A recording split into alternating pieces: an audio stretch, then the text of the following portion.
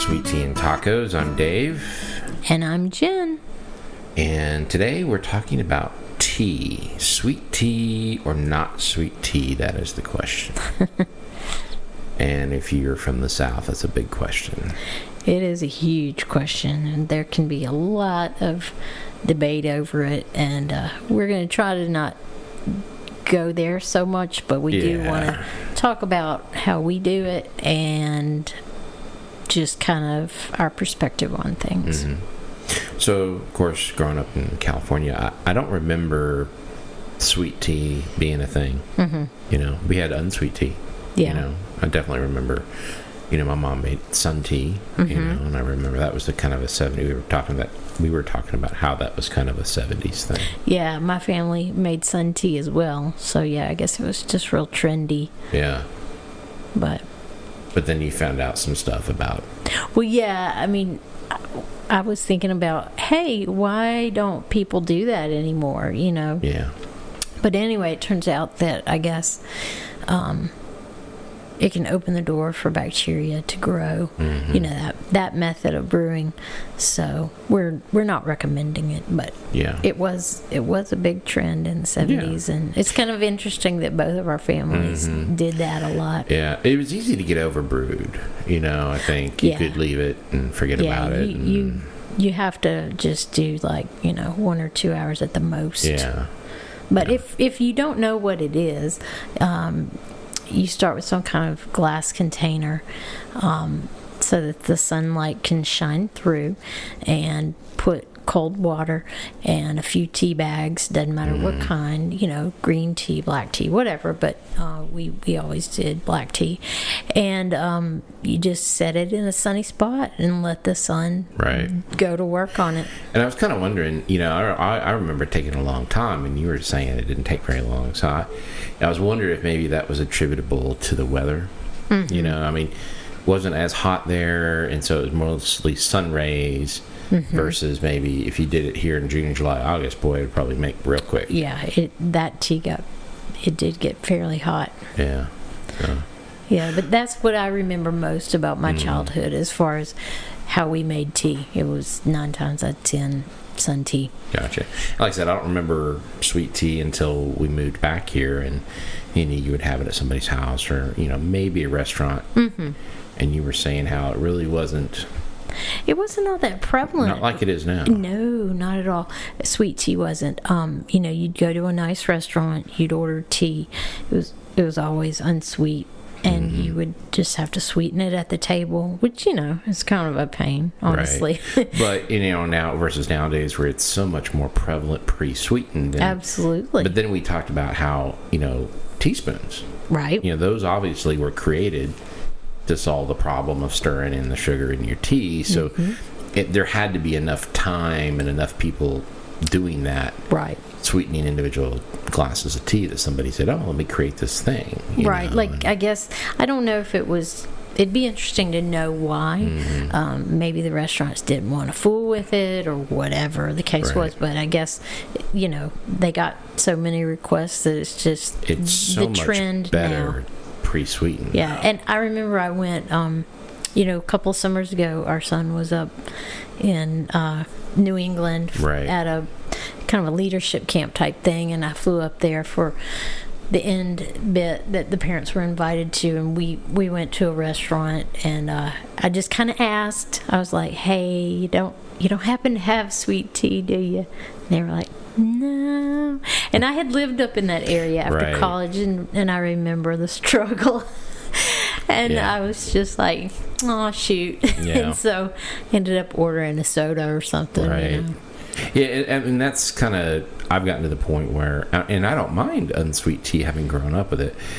You can't drink it at all. It's just not my thing, you know? Yeah.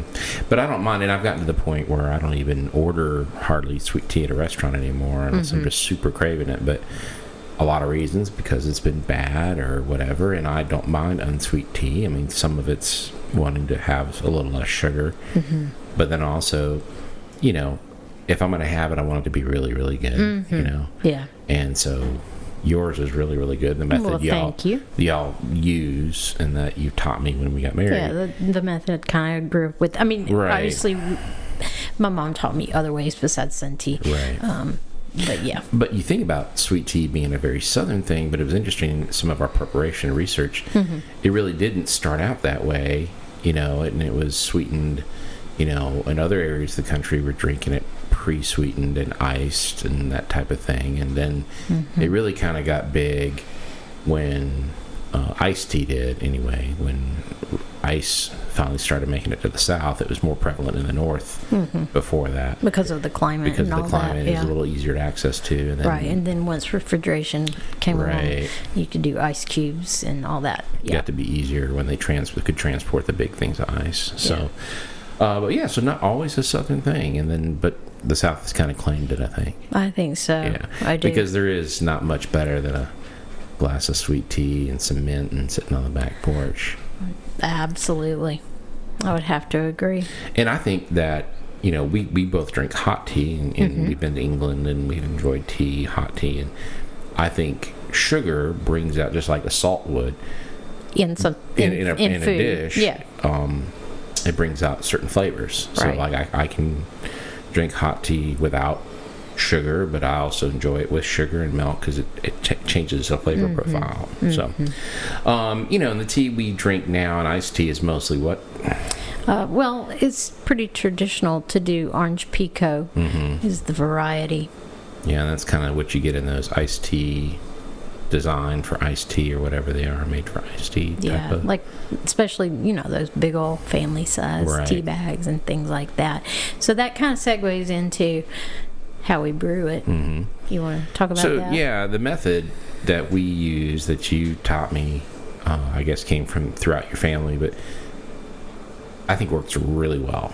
And like anything else that's liquid based, if it's a soup or if it's a tea or whatever, you got to start out with good water. Yes, absolutely.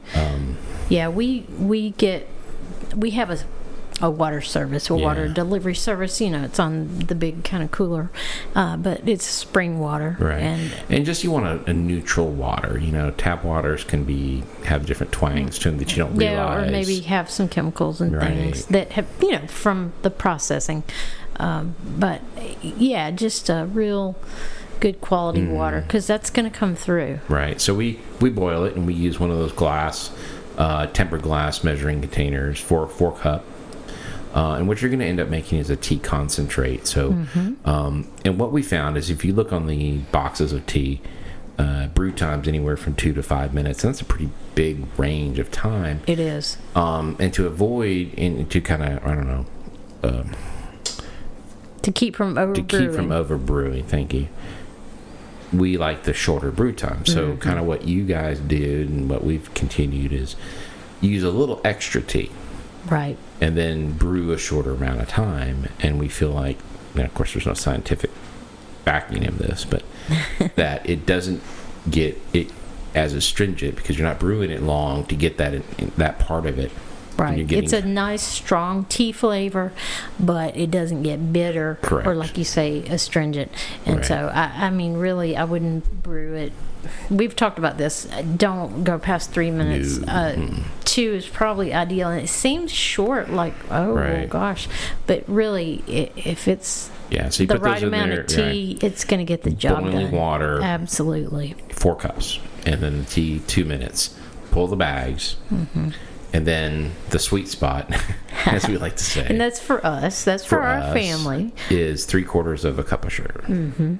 Yep. And it makes, probably all told, as far as the container we end up putting it in, it's about a gallon. Maybe a little bit less than a gallon, but yeah. And then you put it in there. Yeah, we usually do a ceramic pitcher. And then well, am I jumping ahead? Yeah. Don't jump ahead. You got to stir that sugar into the hot water, and that's the key, I think. Yeah. Because as you stir it, when you first put it in there, it's going to be a little cloudy. As you stir it, it takes 30 seconds or so, maybe a little more. Yeah, to get it all dissolved. But it dissolves, and it becomes like a simple syrup, and you'll see it as you're stirring. All of the sugar will dissolve, and it'll take on kind of a shininess. And to me, that's that's right there the key step.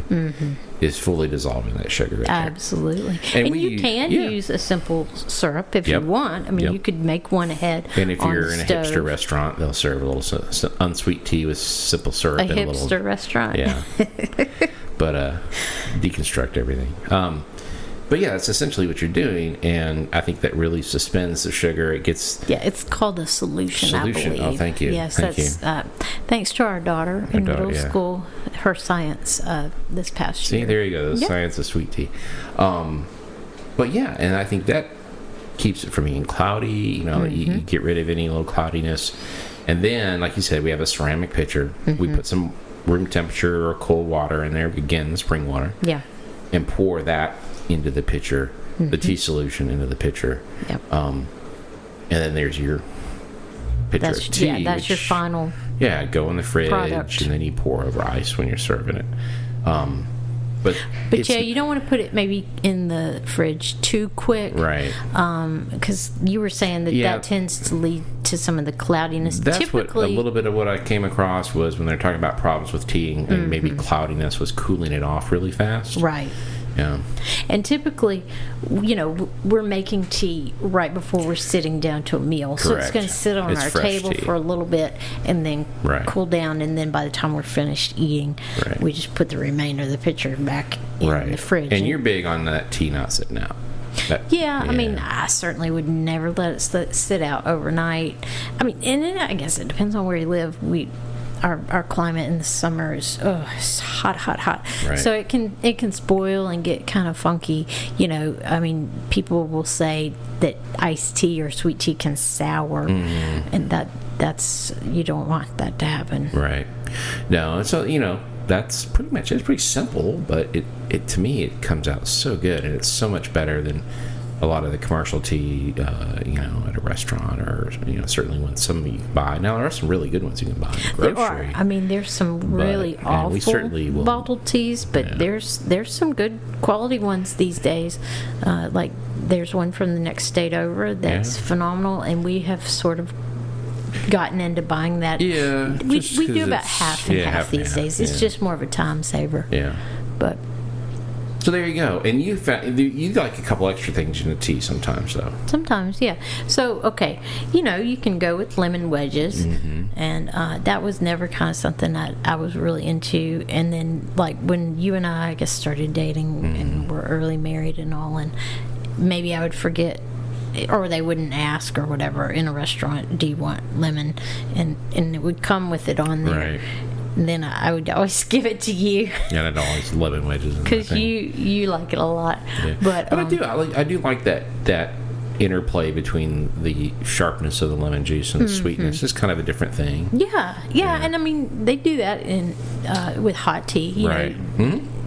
But to me, the best is mint. Mint. And you certainly wouldn't want to do mint and lemon. It'd be one or the other. And not just any mint, though. That's right. It's got to be spearmint, not peppermint. Right. Leave peppermint for the holidays, but it's spearmint, and it's actually pretty easy to grow. You can grow it in the yard at like sunny places. Yeah. Full sun, get a little water. And that's a great place if you're not really growing herbs. It's a great one to start with. It is, but you can also do it in the pot. Yeah, in a pot. If you are in an apartment or you have a small, you know, porch area or whatever. In fact, we've got some in down in a the pot front, right front door. now. Yeah, absolutely. We've been using it all the time lately. And just, you know, they have that nice fresh tea with some mint and poured over ice. It's so good. And you that just sound, you know, as you it get cracks the ice. Spoon and kind of like you would with like maybe a mojito or something like that. You know, you just kind of mush up the tea a little bit, crush pull up a the few leaves, just so that those oils can come out or really flavor it. Yeah, mash them up, put them in the bottom of the cup, put some ice in there. Pour it over. I love that sound as you pour the warm tea over the ice cubes and it cracks. And so not much better than some great sweet tea and mint on the back porch in a southern afternoon or evening, and I think that's why we've adopted it so much, maybe. Yeah, and it's not all bad for you. It's certainly I think better for you than sodas. There's antioxidants and things, and you can do different types of stuff. We mentioned the orange pekoe, but you can go with green tea. Yep. You can do a green iced tea, which we've done a bunch. We have, and it's Earl Grey, very good. Yep, we've used Earl Grey, which is one of my favorites for hot tea. And if you're not familiar with Earl Grey is an English dark tea, black tea, but it's flavored with bergamot, which is a citrus fruit. It's like a citrus fruit from the Mediterranean area. So it's kind of like a lemon and a lime cross. I'm not with sure some exactly other things, but it's good flavor. Not getting into that mango passion fruit tea, or whatever, peach tea or any of that, but just a little different flavor. And again, the green was really good. So if you like getting some health benefits from the green tea, but don't always want to drink hot or don't like hot tea. Or maybe you don't want quite as much caffeine because there's less caffeine in green tea. Right. So that's another good thing to try it out. Yeah, absolutely. Yeah. So that's Sweet Tea and Tacos for this week. Leave us a review on your podcast feed of choice, and that helps reach other people. Send us a question. Send us if you have a story about sweet tea in your life or growing up or whatever, or maybe a method you use. Let us know. Yeah, we'd love to hear from you. Visit us on Facebook or our website. And there you go. Have some sweet tea. I think I may make some, huh? It sounds good to me. All right. Bye. Bye-bye.